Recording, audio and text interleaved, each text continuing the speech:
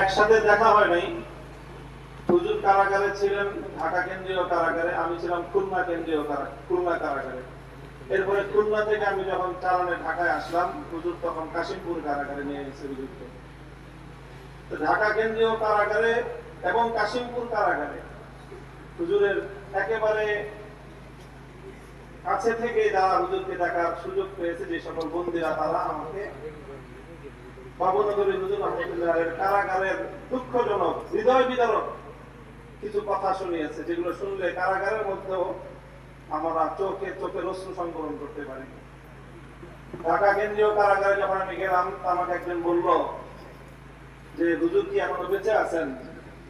অর্থাৎ ঢাকা কেন্দ্রীয় কারাগার থেকে হুজুরকে যখন স্থানান্তরিত করা হয়, এতটাই শারীরিক অবস্থা এতটাই অবনতি হয়েছে, নির্যাতনের শিকার হয়েছেন, যে তাদের সংখ্যা যে হুজুর মনে হয় এই অবস্থায় বেঁচে থাকার কথা। এরপরে কাশিমপুর কারাগারে যে হুজুরকে দেখেছে, পাশের রুমে ছিল, বলেছে যে হুজুরকে যখন রুমে সেলের মধ্যে নিয়ে রাখা হয়েছে,